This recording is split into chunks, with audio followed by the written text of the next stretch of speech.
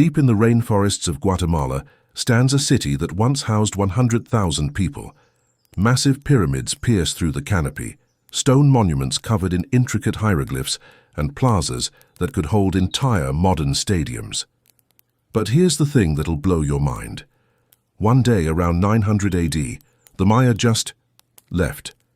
Not all at once, not in a single catastrophic event, but gradually, mysteriously, like a slow-motion apocalypse that lasted decades. Cities that had thrived for over 1,000 years were abandoned to the jungle. Millions of people vanished from the archaeological record, and nobody, not the Spanish conquistadors, not modern archaeologists, not even AI, can fully explain why. Until now.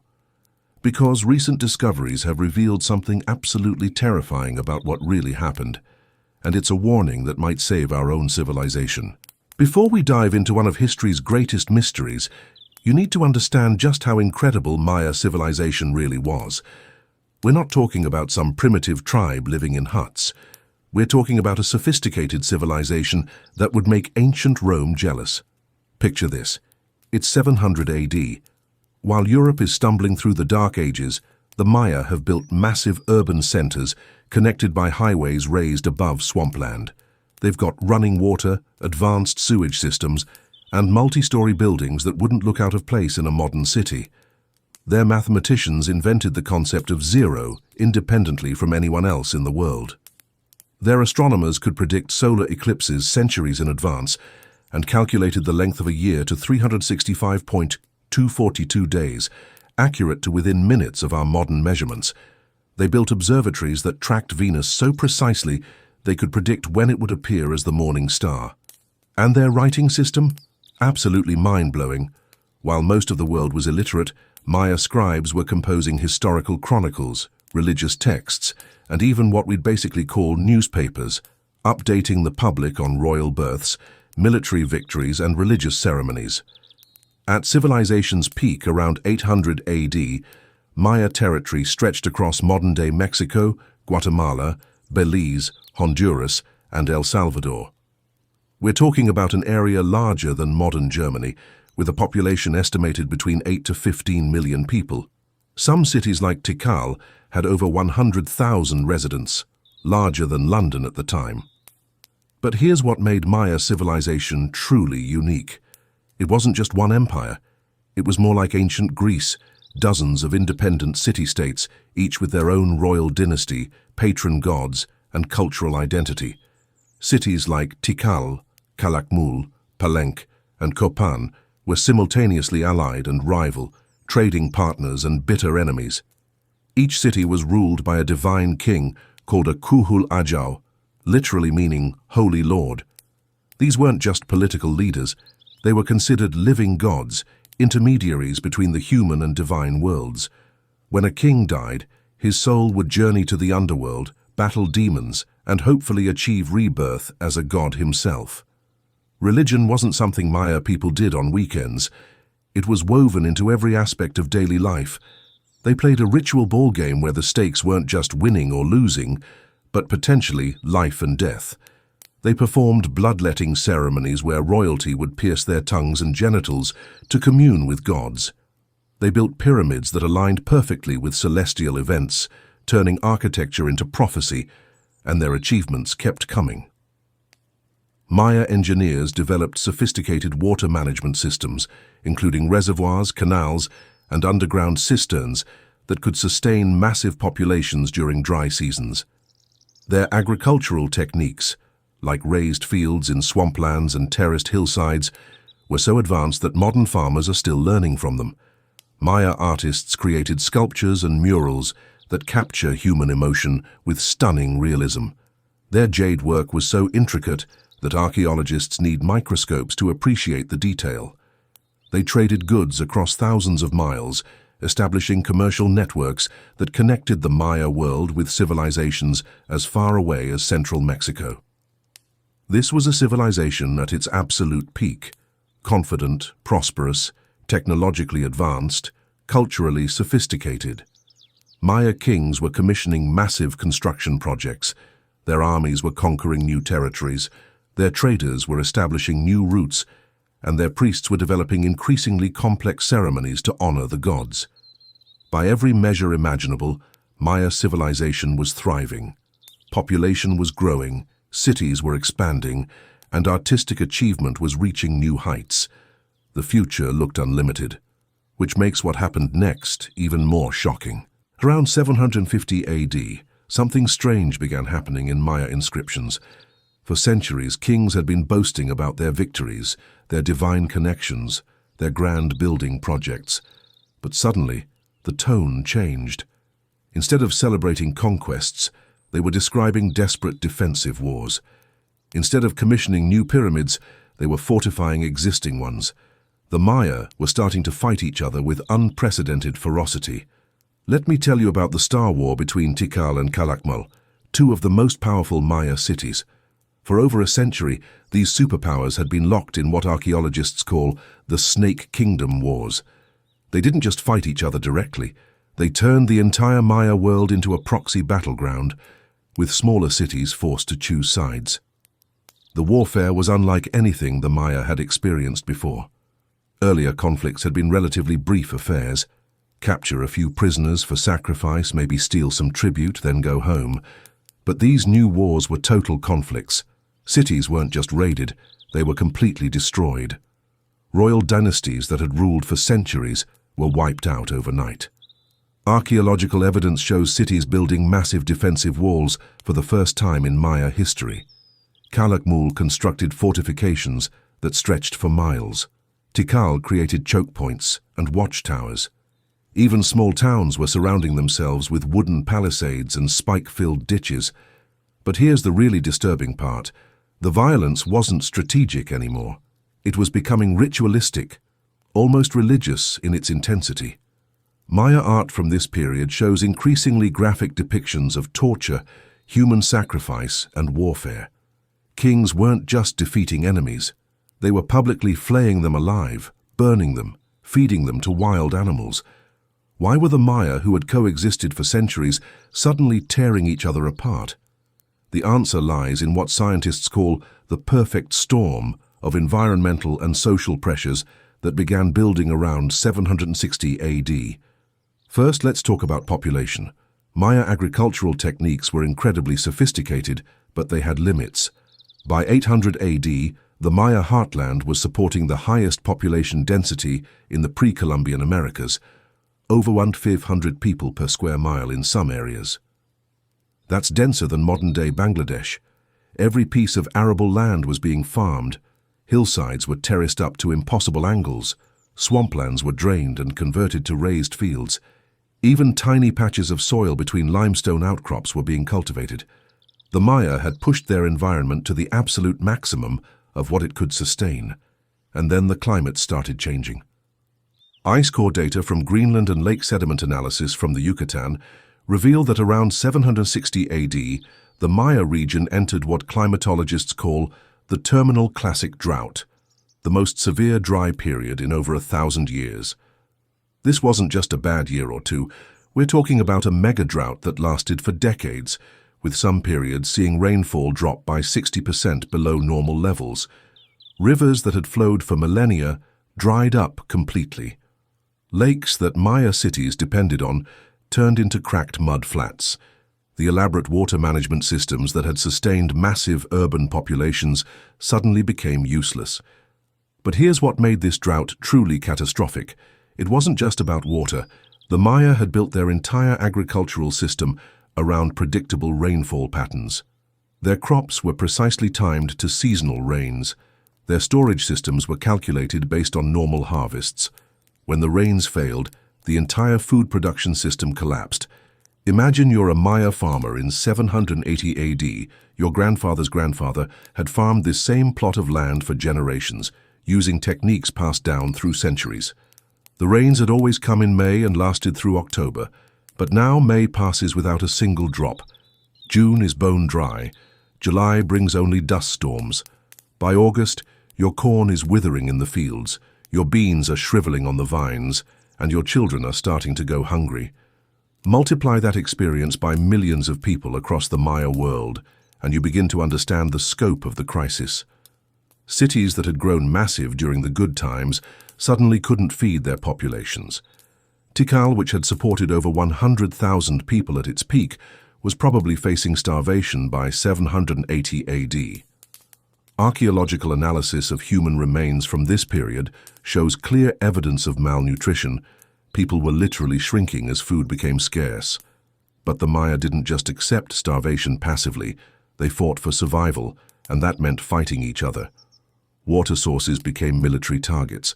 Cities that controlled rivers or cenotes, natural wells in the limestone, suddenly held life or death power over their neighbors. Archaeological evidence shows Maya armies specifically targeting and destroying enemy water management systems. They would fill in cisterns, divert canals, and poison wells. The warfare intensified beyond anything the Maya had ever experienced. Inscriptions from this period describe conflicts lasting for years, with cities under siege for months at a time.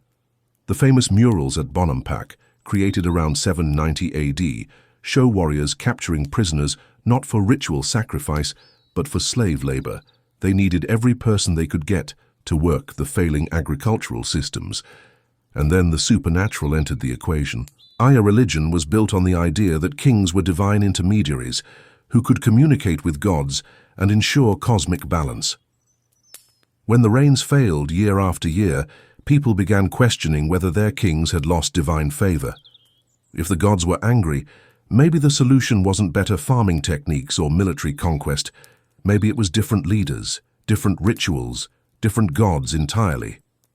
Religious inscriptions from this period show increasing desperation in Maya spiritual practices. Kings were performing bloodletting ceremonies more frequently and intensely than ever before. Human sacrifices increased dramatically. Some cities began experimenting with foreign religious practices, importing gods and rituals from central Mexico. But nothing worked. The rains didn't return, the harvests continued to fail, and slowly, people began to lose faith in the entire system that had sustained Maya civilization for over 1,000 years. By 800 AD, the perfect storm was complete. Environmental crisis, overpopulation, resource scarcity, military conflict, and religious upheaval had combined to create a cascading collapse that no Maya king, no matter how powerful or divine, could control. The classic Maya civilization, which had seemed invincible just decades earlier, was about to face its greatest test, and it was about to fail. What happened next is one of the most chilling events in human history. Between 800 and 900 AD, the Maya didn't just decline, they systematically abandoned some of the greatest cities ever built in the Americas. Let me walk you through what the archaeological record reveals about this abandonment, because it's unlike anything else in history. It started in the peripheral areas first. Small towns and rural settlements that had been continuously occupied for centuries were suddenly empty. No signs of destruction, no evidence of violence, people just left. They walked away from houses they had built, tools they had crafted, pottery they had been making for generations. But the truly shocking part is what happened to the great cities. Take Palenque, one of the most beautiful Maya cities ever discovered. In 799 AD, the last dated inscription was carved, commemorating a religious ceremony. The hieroglyphs were perfectly executed, the artwork still sophisticated and confident. Nothing in that inscription suggests a civilization in crisis. And then, silence. No more inscriptions, no more building projects, no more royal burials. Within a generation, a city that had produced some of the greatest art and architecture in the Americas was being reclaimed by the jungle, the same pattern repeated across the Maya heartland. Tikal's last dated monument was erected in 869 AD. Calakmul ceased major construction projects around 850 AD. One by one, the great centers of Maya civilization went quiet. But here's what makes this abandonment so mysterious. These cities weren't destroyed by enemies or natural disasters. They were systematically shut down by their own inhabitants. Recent archaeological excavations have revealed something extraordinary. Before leaving their cities, the Maya carefully dismantled and buried many of their most sacred objects. They sealed royal tombs, covered ceremonial platforms with stones, and ritually killed religious artifacts by breaking them in specific ways. This wasn't panicked flight, it was organized ceremonial abandonment. At Tikal, archaeologists found that the Maya had carefully removed the carved wooden lintels from temple doorways and buried them in sacred bundles. At Palenque, they discovered that jade masks and ceremonial jewelry had been deliberately placed in hidden caches throughout the palace complex. The Maya were preserving their most important cultural treasures, as if they expected to return someday. But they never did. By 900 AD, cities that had housed millions of people were empty. The great plazas where thousands had gathered for ceremonies were silent, except for the sound of wind through abandoned buildings. Pyramids that had reached toward heaven were being slowly consumed by vines and tree roots. Where did all these people go? That's where the story gets even more fascinating. The Maya didn't vanish. They scattered. Population estimates suggest that during the Classic Period collapse, roughly 90% of the Maya population in the central lowlands either died or migrated elsewhere. Demographic analysis of human remains from this period shows evidence of widespread malnutrition, disease, and violence. Many people simply didn't survive the environmental and social crisis, but the survivors adapted in remarkable ways. Some Maya groups migrated north into the Yucatan Peninsula, where different environmental conditions allowed them to establish new communities. These northern Maya cities, like Chichen Itza and Mayapan, would eventually create their own sophisticated civilizations, though quite different from their Classic Period ancestors.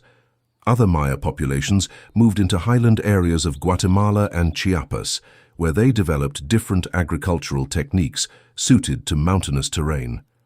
Some integrated with existing highland communities, creating hybrid cultures that combined classic Maya traditions with local practices. Still others retreated deeper into the rainforest, establishing smaller, more sustainable communities that could survive without the complex urban infrastructure that had failed their ancestors.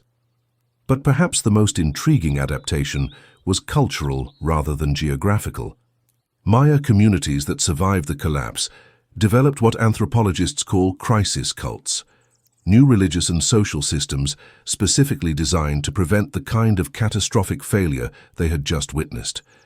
These post-collapse Maya societies were deliberately smaller, more egalitarian, and more environmentally sustainable than their Classic Period predecessors.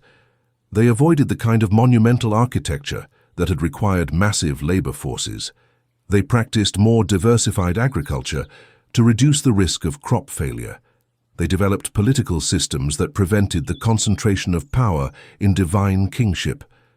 In essence, the surviving Maya learned from their civilization's collapse and consciously chose different ways of living. This cultural adaptation is visible in the archaeological record. Post-collapse Maya sites show much more modest architecture, more diverse artifact assemblages suggesting less social stratification, and evidence of more sustainable resource management practices. The Maya had looked into the abyss of civilizational collapse and chosen to build something different on the other side. But what about the great cities? What happened to places like Tikal and Palenque after the Maya left? For centuries they stood empty, massive stone monuments to a lost world. The jungle gradually reclaimed them, with tree roots growing through temple walls and vines covering carved inscriptions. Some sites were occasionally visited by later Maya groups who left offerings at ancient shrines, but the great urban centers were never reoccupied. Spanish conquistadors arriving in the 16th century found only ruins covered by impenetrable forest. They had no idea that these jungle-covered mounds were actually sophisticated cities, and most colonial accounts dismissed them as natural formations or the work of some lost race unrelated to the primitive Maya they encountered. It wasn't until the 19th century that explorers like John Lloyd Stephens and Frederick Catherwood began documenting the true scope of classic Maya achievement. And it wasn't until the 20th century that archaeologists began to understand the complexity of what had been lost. Today, when you walk through sites like Tikal or Palenque, you're not just seeing ancient architecture. You're witnessing one of history's greatest experiments in human civilization. These ruins represent both an incredible achievement and a profound warning about the fragility of complex societies. The Maya created urban centers that rivaled anything in the ancient world. They developed intellectual and artistic traditions that still inspire wonder today. They built a civilization that lasted for over 1,000 years. And then they walked away from it all, away from it. Now here's where this story gets really weird, and why the Maya collapse has puzzled researchers for over a century. Because when you look at the evidence, the classic Maya collapse doesn't make complete sense. Yes, there was drought. Yes, there was warfare. Yes, there was environmental stress. But civilizations have survived worse challenges and come back stronger. Let me give you some perspective. The Roman Empire faced massive climate changes, devastating plagues, civil wars, and barbarian invasions. Yet it lasted for over 1,000 years. The Chinese civilization has endured famines that killed millions, repeated foreign conquests, and massive environmental disasters. Yet Chinese culture has persisted for over 4,000 years. So why couldn't the Maya, with their sophisticated knowledge and advanced technology, adapt to the crisis of the 9th century? This question has led to some absolutely fascinating theories, and recent discoveries are revealing aspects of Maya civilization that make their collapse even more mysterious. First, let's talk about what scientists call the Maya paradox. New archaeological evidence suggests that right up until the moment of abandonment, Maya cities were more sophisticated and technologically advanced than we ever imagined. We're not talking about a gradual decline over centuries. We're talking about cutting-edge innovation happening right up until the end. At Tikal, excavations in the last decade have revealed that Maya engineers were experimenting with advanced water filtration systems using zeolite and quartz sand filters that could remove toxic chemicals and pathogens from drinking water. This technology was so advanced that it wouldn't be matched by European cities until the 19th century. At Palenque, researchers have discovered evidence of sophisticated hydraulic engineering, including pressurized water systems that could deliver fresh water to the upper levels of multi-story buildings.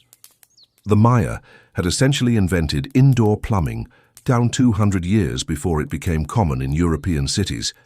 Even more incredibly, recent analysis of Maya agricultural systems has revealed that they were practicing forms of sustainable farming that modern permaculture experts are just beginning to understand. They were using forest gardens, companion planting, and soil management techniques that could maintain fertility indefinitely without depleting the environment. So why did a civilization with such advanced technology collapse when faced with environmental challenges? One possibility is that Maya society had become too complex for its own good. Anthropologist Joseph Tainter has proposed that civilizations collapse when the energy required to maintain their complexity exceeds the benefits that complexity provides. In other words, societies can become so sophisticated that they literally can't afford to keep functioning. Think about classic Maya society at its peak. You had dozens of independent city-states, each with elaborate royal courts, massive construction projects, complex religious ceremonies, standing armies, long-distance trade networks, and sophisticated administrative systems. All of this required enormous amounts of human labor, resources, and coordination. When environmental stress hit, Maya leaders faced an impossible choice: simplify their society and risk losing the political and religious authority that held it together, or maintain complexity and risk total collapse. Archaeological evidence suggests they chose to maintain complexity right until the end. Even during the worst years of drought and warfare, Maya kings were still commissioning elaborate art projects, conducting expensive ceremonies, and maintaining their divine royal lifestyle. Some of the most sophisticated Maya art and architecture dates to the very end of the classic period. The famous murals at Bonampak, which show incredibly detailed scenes of warfare and ceremony, were painted around 790 AD, right in the middle of the civilizational crisis. It's as if Maya society was so invested in its own complexity that it couldn't scale back, even when scaling back might have saved it. But there's another theory that's even more disturbing, and it relates to what researchers call elite pathology. Anthropological studies of complex societies suggest that when civilizations face existential threats, Their leadership often becomes increasingly disconnected from reality. Elites become so invested in maintaining their own power and privilege that they make decisions that are obviously catastrophic for society as a whole. Maya inscriptions from the final decades show something really troubling. Kings were spending enormous resources on competitive display and warfare, even as their cities were starving. Royal burial sites from this period contain incredibly elaborate grave goods, jade masks, gold jewelry, precious textiles, while evidence from common burial sites shows widespread malnutrition.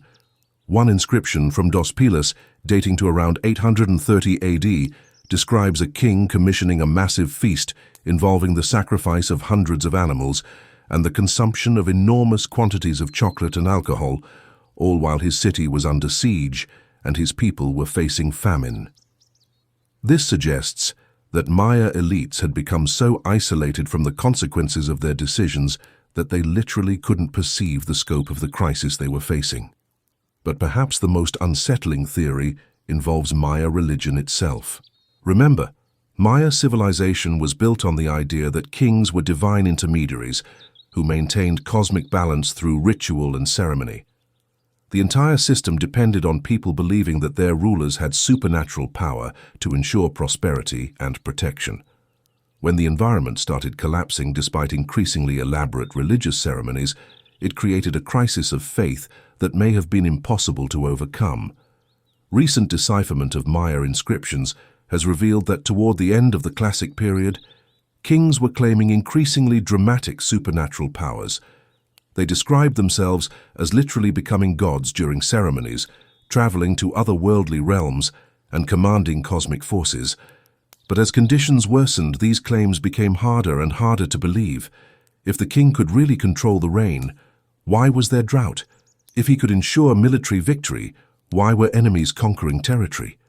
If he could guarantee prosperity, why were people starving? Some Maya sites show evidence of what archaeologists call ritual termination, the deliberate destruction of religious objects and sacred spaces by the Maya themselves. At Aguateca, researchers found that ceremonial masks and religious sculptures had been systematically broken and burned, apparently by the local population. This suggests that by the end of the classic period, some Maya communities had lost faith not just in particular rulers, but in the entire religious system that had sustained their civilization. When people stop believing in the foundational myths that hold a society together, that society becomes extremely vulnerable to collapse. But here's what makes the Maya collapse truly unique in world history. It wasn't just political or economic, it was also intellectual. The Maya had developed one of the most sophisticated writing systems in the ancient world, with over 800 different hieroglyphic signs that could express complex abstract concepts. They had mathematical and astronomical knowledge that wouldn't be matched by European scholars until the Renaissance. And then suddenly, it was all abandoned. Not lost, abandoned. There's a crucial difference.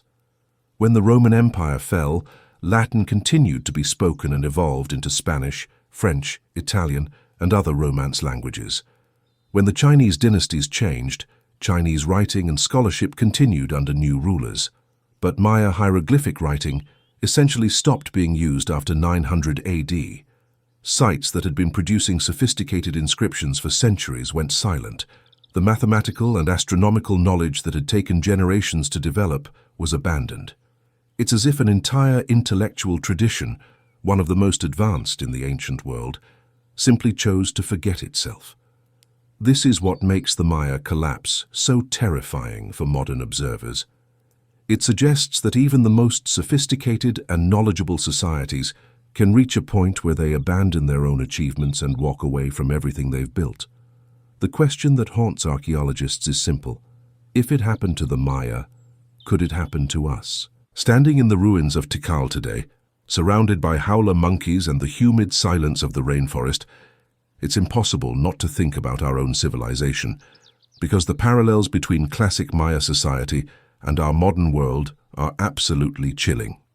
Let me break down the warning signs that preceded Maya collapse and let you decide how familiar they sound. First, environmental overexploitation. The Maya pushed their environment to the absolute limits of sustainability. They cleared forests faster than they could regenerate, farmed land until it was exhausted, and consumed water resources faster than they could be replenished. When climate change hit, they had no environmental buffer to fall back on. Sound familiar? We're currently using Earth's resources at 1.7 times the rate they can be regenerated. We're clearing forests for agriculture at unprecedented rates. We're depleting aquifers that took thousands of years to form. And we're doing all of this while facing the early stages of climate change that could be even more severe than what the Maya experienced. Second, extreme social inequality. Maya society became increasingly stratified in its final centuries, with elaborate royal courts consuming enormous resources, while common people struggled with basic survival. Archaeological evidence shows that toward the end, Maya elites were living in unprecedented luxury, while the general population was experiencing malnutrition and declining life expectancy. Today, global wealth inequality has reached levels not seen since the early 20th century.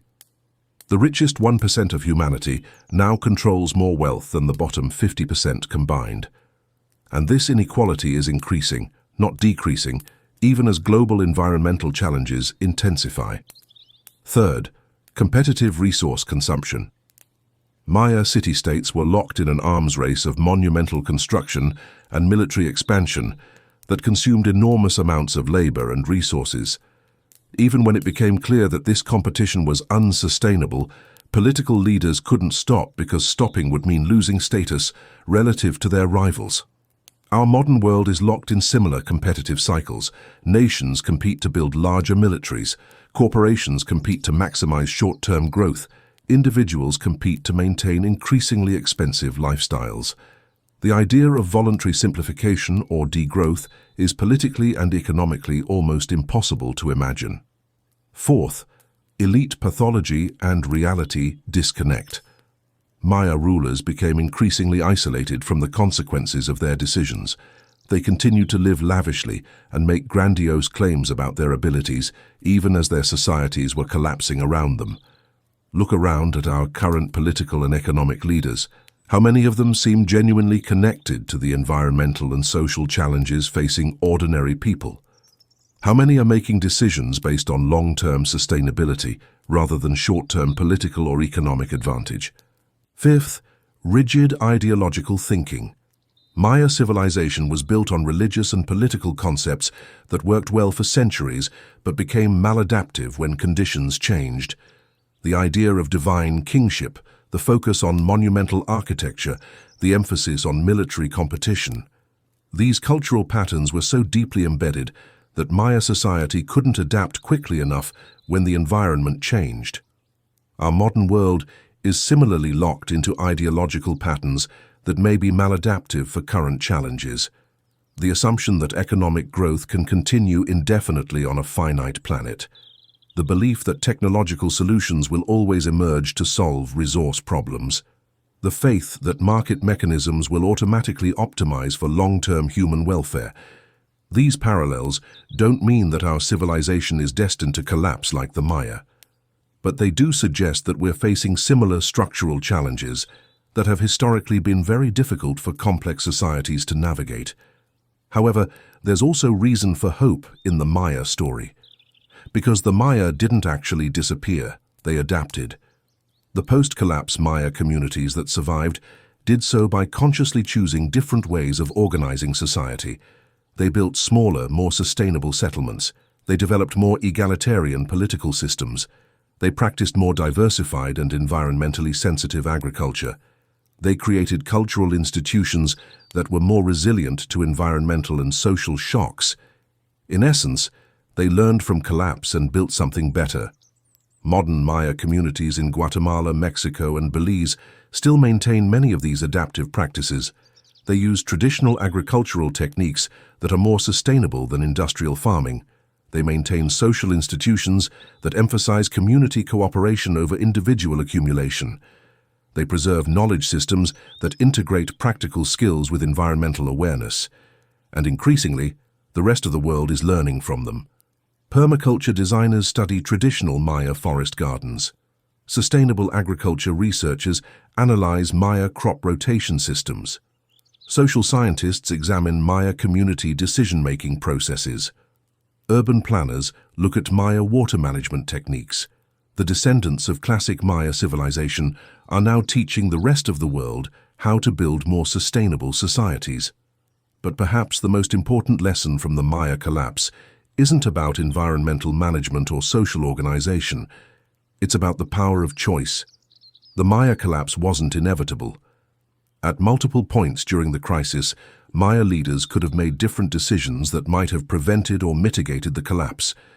They could have simplified their political systems, reduced competitive consumption, implemented more sustainable resource management, or developed more adaptive cultural institutions.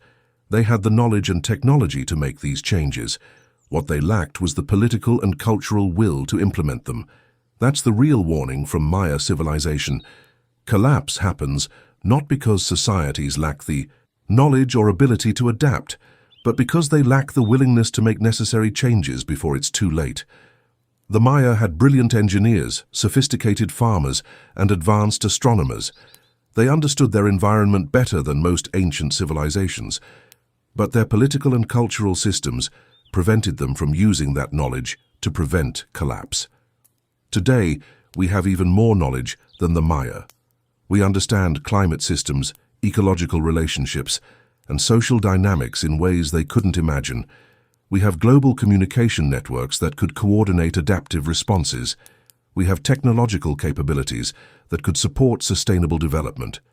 What we lack is the same thing the Maya lacked: the political and cultural will to make fundamental changes before crisis forces them upon us. But unlike the Maya, we have their example to learn from. We can see where rigid thinking, elite pathology, competitive consumption, and environmental overexploitation lead. We don't have to repeat their mistakes. The question is, will we choose to learn from the Maya collapse, or will we become another civilization that future archaeologists study as a warning to their own society? But here's what makes the Maya story even more remarkable. While the great cities were being abandoned, some Maya communities were quietly developing innovations that allowed them to thrive for centuries longer. These survivor communities hold secrets that could revolutionize how we think about sustainable civilization. Take the Maya of the Puyuk Hills in the northern Yucatan. While southern cities like Tikal were collapsing, northern Maya communities were building some of the most sophisticated water management systems in the ancient world. The Puyuk region has no surface water, no rivers, no lakes, no streams. The Maya there survived entirely on rainwater collected and stored in underground cisterns called chultuns. But here's the incredible part. They developed this technology so effectively that Puyuk Maya cities actually grew larger and more prosperous during the period when southern cities were collapsing. How did they do it? By completely reimagining their relationship with water. Instead of trying to control large water sources like rivers or lakes, the Puyuk Maya designed their entire urban landscape as a water collection system. Every building, every plaza, every street was carefully angled to channel rainwater into storage systems. They developed waterproof plasters that could line cisterns for centuries without leaking. They created sophisticated filtration systems using layers of sand, gravel, and charcoal. Most remarkably, they designed social institutions around water conservation. Archaeological evidence suggests that water was managed as a community resource, with elaborate social rules governing its use during dry periods. Unlike the southern Maya cities where elites controlled water access, Puyuk communities developed more egalitarian systems that ensured everyone had access to this critical resource. The result? While Tikal and Palenque were being abandoned, cities like Uxmal and Chichen Itza were entering their golden age. This pattern of adaptive success repeated across the Maya world, but only in communities that made fundamental changes to how they organized society. The Maya of the Guatemala highlands developed what anthropologists call crisis-adapted agriculture. Instead of relying on the intensive maize farming that had supported classic period cities, highland Maya communities diversified into dozens of different crops: beans, squash, amaranth, chia, cacao, avocados, and many others. But this wasn't just about planting different crops. They developed sophisticated ecological knowledge that allowed them to create food systems that were actually more productive and more resilient than the agricultural systems that had supported the great cities. Highland Maya farmers learned to work with natural ecosystem processes rather than against them. They practiced what we now call agroforestry, integrating food production with forest conservation. They developed crop rotation systems that improved soil fertility over time rather than depleting it. They created terraced field systems that prevented erosion while maximizing water retention. The results were extraordinary. Some Highland Maya communities were supporting higher population densities in the post-collapse period than they had during the Classic period, but doing so sustainably, without environmental degradation. These communities also developed different political systems.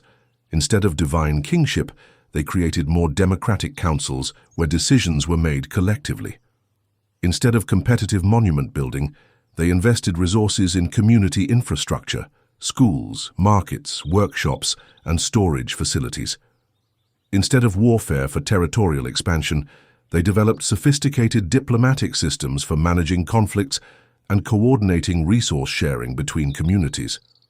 Archaeological evidence shows that these post-collapse Maya societies were remarkably peaceful and stable. While Europe was entering the medieval period with its constant warfare and social upheaval, Highland Maya communities were developing some of the most stable and sustainable societies in the world, and they maintained this stability for centuries. When Spanish conquistadors arrived in the 16th century, they found Maya communities that had been continuously occupied and prosperous for over 600 years since the Classic collapse. But perhaps the most important innovation of survivor Maya communities was cultural rather than technological. They developed what anthropologists call collapse-conscious culture, social institutions specifically designed to prevent the kind of civilizational failure they had witnessed. This included educational systems that taught children about the environmental limits of their region and the importance of sustainable resource use. It included religious practices that emphasized community cooperation rather than elite aggrandizement. It included economic systems that discouraged excessive accumulation of wealth and power.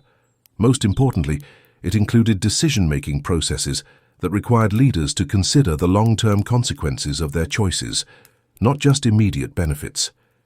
These cultural innovations weren't just theoretical, they worked.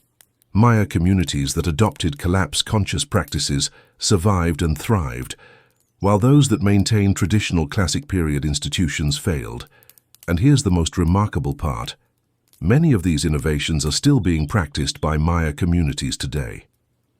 In the highlands of Guatemala, indigenous Maya farmers are still using sustainable agricultural techniques developed over 1,000 years ago. In the Yucatan, Maya communities are still managing water resources using traditional conservation methods. In Chiapas, Maya villages are still making collective decisions using consensus processes that evolved during the post-collapse period. These modern Maya communities aren't living in the past.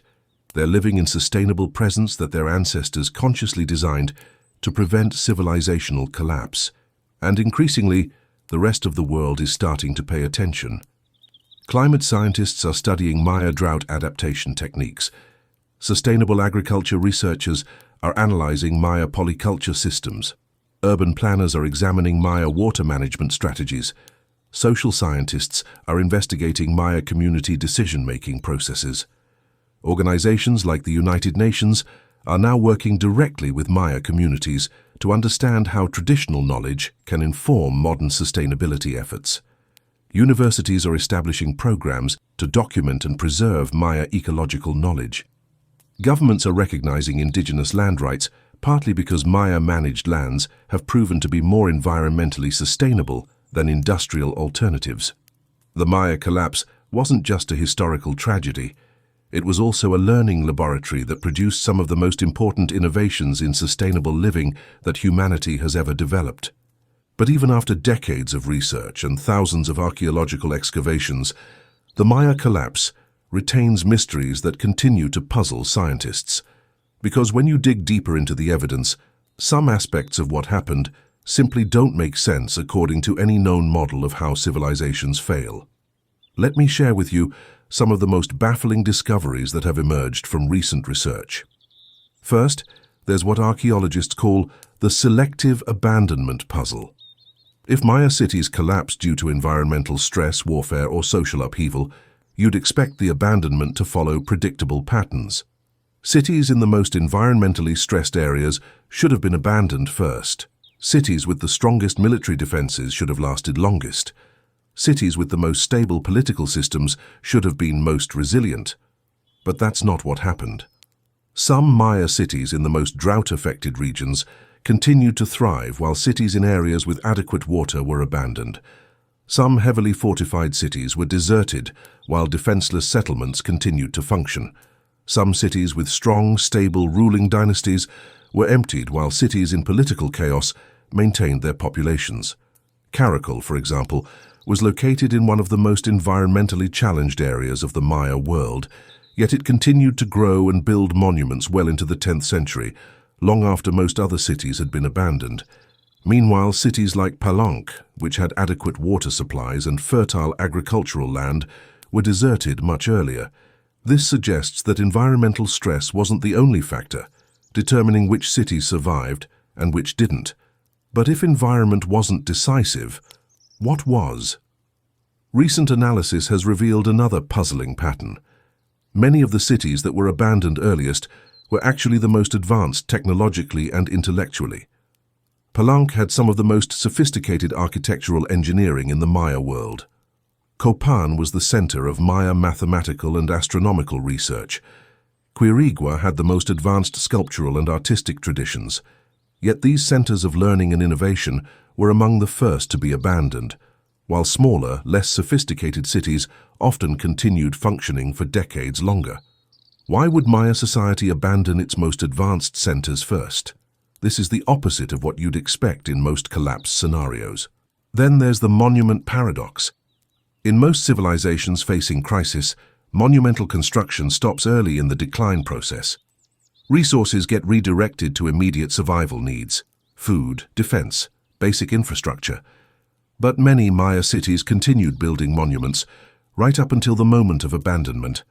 At Quirigua, the last dated monument was completed in 810 AD, and there's no evidence of any gap between its completion and the city's abandonment. At Caracal, massive construction projects were ongoing when the city was deserted. It's as if Maya communities were investing enormous resources in monuments, even as they were planning to leave their cities forever. Even more mysteriously, some of these final monuments contain encoded information that seems to predict or describe the abandonment itself. The last stela at Quirigua contains hieroglyphic passages that appear to describe a completion or ending that wouldn't occur for several years after the monument was carved.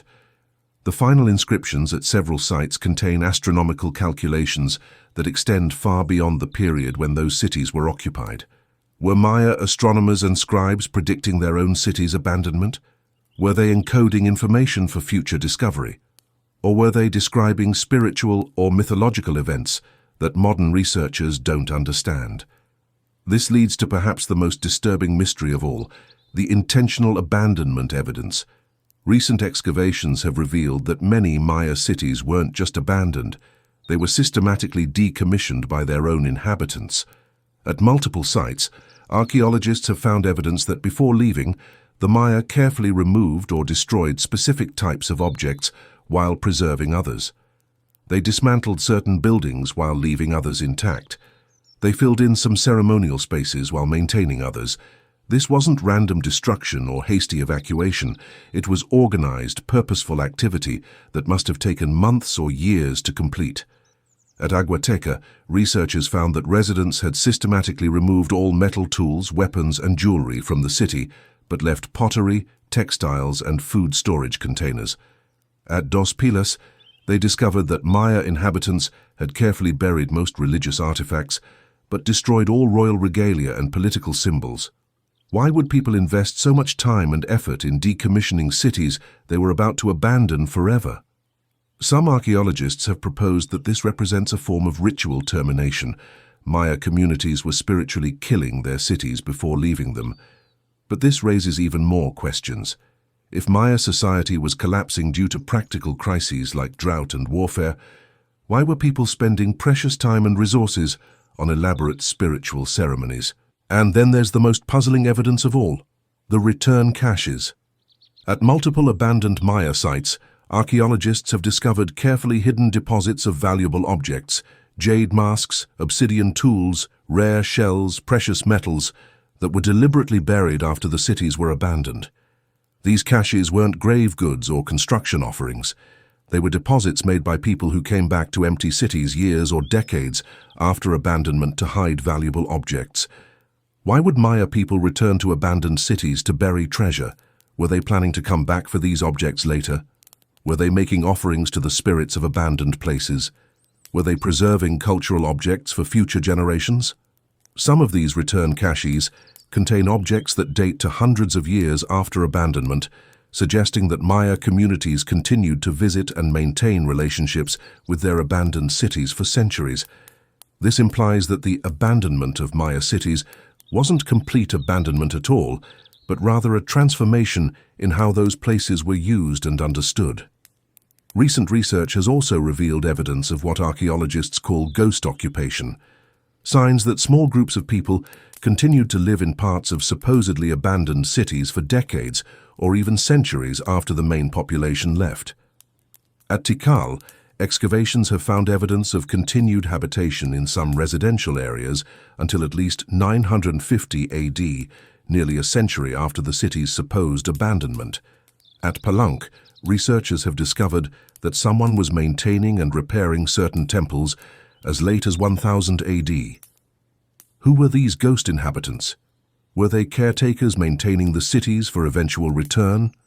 Were they religious specialists conducting ceremonies in empty temples? Were they refugees who couldn't or wouldn't leave their ancestral homes? All of these mysteries point to a disturbing conclusion. We may fundamentally misunderstand what the Maya collapse actually was. What we call abandonment might have been transformation. What we interpret as failure might have been conscious choice. What we see as collapse might have been adaptation to challenges we don't yet comprehend. The Maya collapse wasn't just a historical event. It was a decision made by millions of people for reasons that remain largely opaque to modern understanding.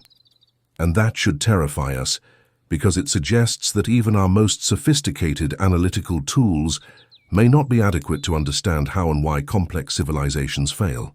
The Maya collapse story becomes even more unsettling when you realize that some of the same mysterious patterns are already visible in our own civilization. Let me show you what I mean. We're currently witnessing what sociologists call voluntary simplification movements in the world's most advanced societies. Millions of people in wealthy countries are choosing to abandon high-consumption lifestyles, leave urban centers, and create smaller, more sustainable communities. This is happening despite the fact that these people have access to more resources, technology, and opportunities than any humans in history. They're not being forced to simplify by environmental collapse or economic crisis. They're choosing to simplify because they perceive that current consumption patterns are unsustainable. Sound familiar? Just like the Maya, some of the most educated and technologically sophisticated members of our society are the first to abandon the system that created their advantages. Silicon Valley executives are buying rural retreats and learning subsistence farming. Wall Street financiers are joining intentional communities focused on sustainable living. University professors are leaving academic careers to practice permaculture and traditional crafts. These modern abandoners often describe their decisions in terms that echo Maya inscriptions from the collapse period. They speak of seeking spiritual fulfillment that material success couldn't provide, of wanting to live more harmoniously with natural systems, of feeling called to preserve important knowledge and practices for future generations. But perhaps more disturbing are the parallels in how our institutions are responding to environmental and social challenges. Like Maya kings, commissioning ever more elaborate monuments as their cities faced crisis, our political and economic leaders are doubling down on the same systems that created current problems. As climate change accelerates, we're seeing increased investment in fossil fuel extraction and infrastructure. As social inequality widens, we're seeing policies that further concentrate wealth and power. As environmental degradation intensifies, we're seeing relaxation of environmental protections in favor of short-term economic growth. The pattern is identical to what Maya inscriptions describe in the final decades of the Classic period. Leaders making increasingly grandiose claims about their abilities while implementing policies that obviously worsen the underlying problems they claim to be solving. And just like in Maya society, this is happening despite widespread availability of information about better alternatives. The Maya collapse story becomes even more unsettling when you realize that some of the same mysterious patterns are already visible in our own civilization. Let me show you what I mean. We're currently witnessing what sociologists call voluntary simplification movements in the world's most advanced societies. Millions of people in wealthy countries are choosing to abandon high-consumption lifestyles, leave urban centers, and create smaller, more sustainable communities. This is happening despite the fact that these people have access to more resources, technology, and opportunities than any humans in history. They're not being forced to simplify by environmental collapse or economic crisis. They're choosing to simplify because they perceive that current consumption patterns are unsustainable. Sound familiar? Just like the Maya, some of the most educated and technologically sophisticated members of our society are the first to abandon the system that created their advantages. Silicon Valley executives are buying rural retreats and learning subsistence farming. Wall Street financiers are joining intentional communities focused on sustainable living. University professors are leaving academic careers to practice permaculture and traditional crafts. These modern abandoners often describe their decisions in terms that echo Maya inscriptions from the collapse period. They speak of seeking spiritual fulfillment that material success couldn't provide, of wanting to live more harmoniously with natural systems, of feeling called to preserve important knowledge and practices for future generations. But perhaps more disturbing are the parallels in how our institutions are responding to environmental and social challenges.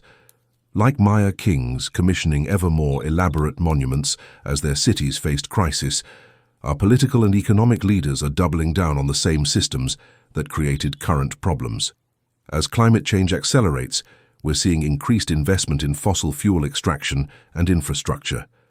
As social inequality widens, we're seeing policies that further concentrate wealth and power. As environmental degradation intensifies, we're seeing relaxation of environmental protections in favor of short-term economic growth. The pattern is identical to what Maya inscriptions describe in the final decades of the Classic period. Leaders making increasingly grandiose claims about their abilities while implementing policies that obviously worsen the underlying problems they claim to be solving. And just like in Maya society, this is happening despite widespread availability of information about better alternatives. We have the scientific knowledge to transition to renewable energy systems. We have the agricultural techniques to feed the world's population sustainably. We have the social technologies to create more equitable and resilient communities.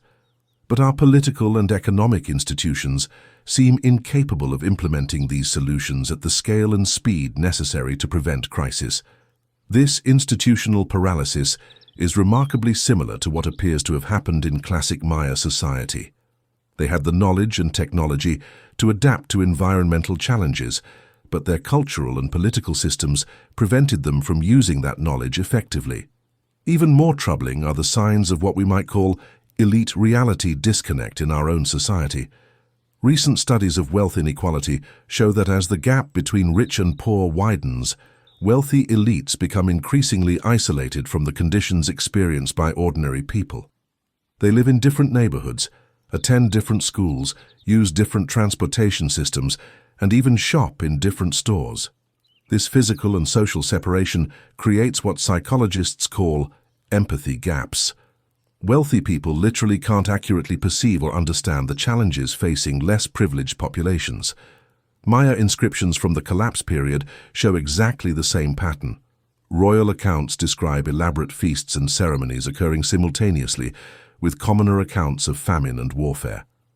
Just like Maya elites, our current elites seem capable of maintaining luxurious lifestyles and optimistic worldviews even as the social and environmental conditions supporting those lifestyles deteriorate rapidly. But perhaps most disturbing of all are the signs that our civilization is beginning to abandon its own intellectual achievements. Consider what's happening to scientific research and education. Despite having the most advanced understanding of climate systems, ecology, and social dynamics in human history, we're seeing systematic attacks on scientific institutions and expertise. Climate science is being denied despite overwhelming evidence. Vaccine science is being rejected despite centuries of public health success. Evolutionary biology is being challenged despite universal acceptance in the scientific community. This abandonment of intellectual achievement is remarkably similar to the Maya abandonment of their mathematical and astronomical knowledge after 900 AD. Just like the Maya, we seem to be reaching a point where some segments of our society are choosing to reject sophisticated knowledge in favor of simpler, more emotionally satisfying belief systems. And just like Maya hieroglyphic writing, some forms of specialized knowledge in our society are at risk of being lost if current trends continue. How many people today understand how to repair the electronic devices they depend on? How many could grow their own food if supply chains were disrupted? How many possess the basic mechanical skills that were common knowledge just a generation ago? We're becoming increasingly dependent on complex systems that fewer and fewer people understand. If those systems were to fail, much of our technological knowledge could be lost very quickly. This is exactly what happened to Maya civilization. Their sophisticated understanding of astronomy, mathematics, and engineering was possessed by a relatively small class of specialists. When the social systems supporting those specialists collapsed, the knowledge disappeared with them. The parallels are so precise that some researchers have begun asking whether our civilization is following the same trajectory as classic Maya society. Are we in the early stages of a collapse process that will unfold over the next century?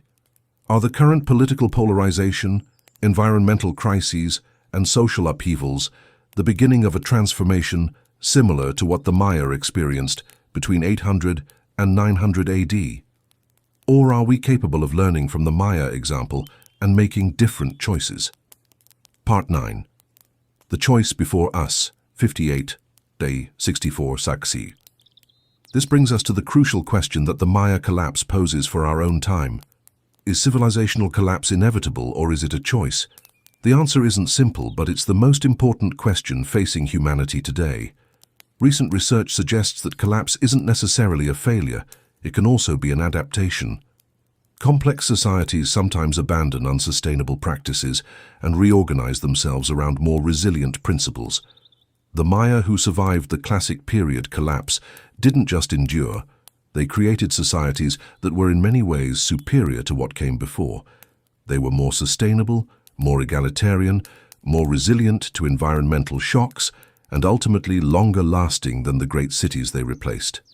This suggests that what we call collapse might sometimes be better understood as transformation, the conscious abandonment of unsustainable complexity in favor of more adaptive simplicity. But transformation requires making choices before they're forced upon us by crisis. The Maya communities that survived were those that recognized early warning signs and voluntarily changed their way of life. The communities that collapsed were those that maintained unsustainable practices until environmental and social pressures made continuation impossible. Today we're facing similar choices. We can continue current patterns of resource consumption, environmental exploitation, and social inequality until they reach crisis points that force dramatic changes upon us. Or we can consciously choose to transform our societies before crisis makes transformation unavoidable. The difference is crucial. Forced transformation usually involves enormous suffering, social chaos, and loss of knowledge and cultural achievements. Conscious transformation can preserve what's valuable while adapting what's unsustainable. The Maya example shows us both possibilities. The collapse of the great cities involved tremendous suffering and cultural loss, but the transformation of surviving communities led to innovations in sustainable living that benefited their descendants for centuries. Which path will our civilization choose? The encouraging news is that transformation is already beginning in many parts of the world. Cities are implementing renewable energy systems, sustainable transportation networks, and circular economy principles. Communities are developing local food systems, cooperative economic models, and participatory decision-making processes. Individuals are choosing lifestyles that prioritize sustainability and community over consumption and competition. These changes are happening not because of crisis, but because of conscious choice. People are recognizing that current patterns are unsustainable and choosing alternatives before they're forced to do so. But the scale and speed of transformation needs to increase dramatically if we're going to avoid the kind of forced collapse that the Maya experienced. Climate scientists estimate that global carbon emissions need to be reduced by 50% within the next decade to avoid catastrophic environmental changes. Social scientists warn that current levels of inequality are approaching thresholds that historically lead to social upheaval. Ecologists document that we're in the early stages of a mass extinction event that could fundamentally alter Earth's ecosystems. These aren't distant future problems, they're current realities that require immediate response. The Maya had decades to recognize and respond to the environmental changes that ultimately led to their collapse. We may have even less time to address challenges that are potentially more severe, but we also have advantages the Maya didn't possess. We have global communication systems that allow us to coordinate responses across entire continents. We have scientific understanding that gives us detailed knowledge of the challenges we face. We have technological capabilities that could support sustainable development at unprecedented scales. Most importantly, we have the Maya example to learn from. We can see where rigid thinking, competitive resource consumption, elite pathology, and environmental overexploitation lead. We don't have to repeat their mistakes. The question is whether our political, economic, and cultural systems are capable of implementing necessary changes rapidly enough to prevent crisis. This is where the Maya collapse story becomes a mirror for our own society. The Maya had the knowledge and technology needed to adapt to environmental challenges. What they lacked was the institutional flexibility to implement adaptive changes before crisis forced them. Are our institutions more flexible than theirs were?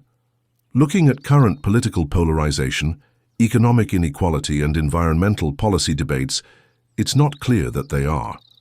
But unlike the Maya, we're not isolated city-states competing with each other for limited resources. We're a global civilization with the potential for unprecedented cooperation. If we choose cooperation over competition, sustainability over growth, and long-term thinking over short-term advantage, we could create forms of civilization that are more resilient and more fulfilling than anything that's existed in human history. The Maya collapse teaches us that this choice is possible, but it's not inevitable. It requires conscious decision-making by millions of people who recognize that current patterns are unsustainable and choose alternatives before they're forced to do so. The ruins of Tikal and Palenque stand as monuments not just to Maya achievement, but to Maya choice. They chose to abandon what couldn't be sustained rather than fight to preserve what was ultimately unsustainable. We face the same choice today. Standing in the ruins of a Maya city today, you're surrounded by more than just ancient stones. You're standing in a library of human experience, a record of how one of history's most sophisticated civilizations faced existential challenges and made choices that determined the fate of millions of people. The jungle has reclaimed most of what the Maya built, but the lessons remain visible to anyone willing to look carefully. Every carved inscription is a message from people who faced impossible decisions under desperate circumstances. Every abandoned plaza is evidence of communities that chose transformation over destruction. Every surviving technique practiced by modern Maya communities is proof that knowledge can survive the collapse of the systems that created it. The Maya collapse wasn't just a historical event, it was a laboratory experiment in how human societies adapt to fundamental challenges, and the results of that experiment are still teaching us today. Perhaps the most important lesson is that civilization isn't a destination. It's a continuous process of choosing how to live together on a finite planet. Part 12, 2045 characters. The Maya made those choices for over 1,000 years. Sometimes they chose competition over cooperation, complexity over sustainability, prestige over resilience. And eventually, those choices led to consequences that forced dramatic transformations. But they also made choices that led to innovations in sustainable agriculture, water management, community organization, and environmental stewardship that are still benefiting their descendants today. We're making similar choices right now. Every policy decision, every economic transaction, every lifestyle choice is a vote for the kind of civilization we want to create. The Maya collapse reminds us that no civilization is too sophisticated, too powerful, or too knowledgeable to fail if it makes consistently unsustainable choices. But it also shows us that even in the face of collapse, humans are capable of remarkable adaptation, innovation, and renewal. The great Maya cities are empty now, their pyramids slowly dissolving back into the earth from which they came. But Maya culture survives in new forms, adapted to new circumstances, still teaching the world about sustainable ways of living. Their collapse wasn't an ending, it was a transformation, and maybe that's the most hopeful message we can take from their story. Civilizations rise and fall, but human ingenuity, adaptability, and wisdom can survive almost anything if we're willing to let go of what can't be sustained and embrace what can. The choice, as always, is ours. The Maya made their choice and lived with the consequences. Now it's our turn to choose. What will future archaeologists find when they excavate the ruins of our civilization? Will they find evidence of a society that recognized the warning signs and transformed itself before crisis forced transformation? Or will they find the remains of a civilization that, like the classic Maya, had all the knowledge and technology needed to adapt, but lacked the wisdom to use it in time? The stones are waiting to record our decision. What story will they tell?